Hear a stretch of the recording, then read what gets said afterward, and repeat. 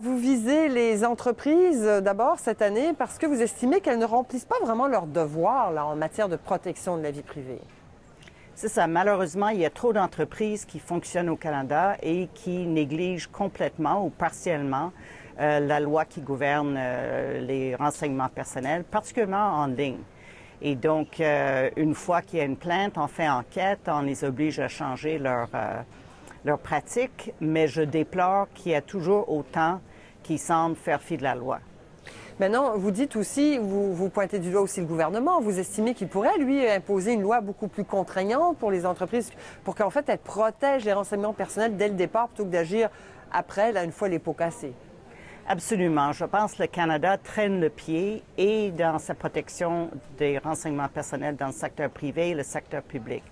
Dans d'autres pays, on voit que les lois se durcissent, qu'il n'y a plus de possibilité de vraiment prendre des sanctions assez sévères en cas d'entorse à la vie privée. Et donc, il n'y a plus d'attention de la part des entreprises à ces lois. Au Canada, à peu près rien n'arrive.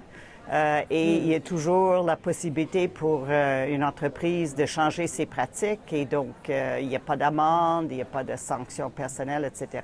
Je pense que ça doit changer. Cette année, vous nous parlez aussi de Facebook. Vous avez réussi à obtenir des changements de la part de ce média social. Oui, c'est ça. Encore Facebook.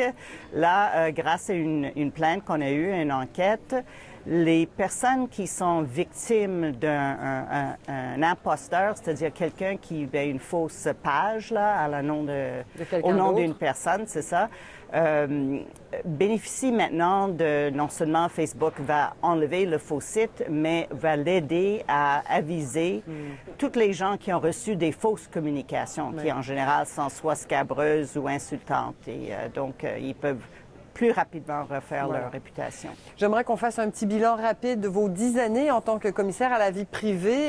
Aujourd'hui, bon, je ne sais pas si vous avez vu beaucoup de changements, mais aujourd'hui, quelle est la plus grande quelle est la plus grande menace à la vie privée aujourd'hui?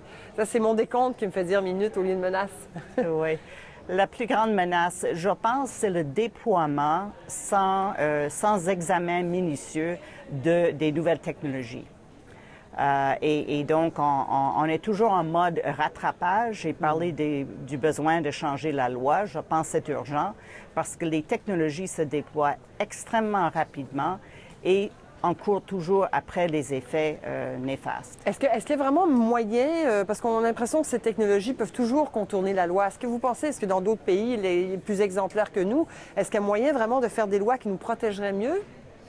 Je pense que oui. Je pense que si la loi prend toute la question de protection des renseignements personnels au sérieux, comme dans la loi sur la concurrence, dans d'autres lois qui réglementent les compagnies, on va y prêter plus d'attention. Actuellement, les questions de protection des renseignements personnels sont très bas dans la liste de choses importantes pour des compagnies parce qu'il n'y a à peu près pas de conséquences significatives si on ne suit pas la loi. Vous voulez dire qu'il n'y a pas de sanctions, il n'y a pas suffisamment de sanctions. Il y a des pays plus sévères en termes de sanctions? C'est ça, exactement.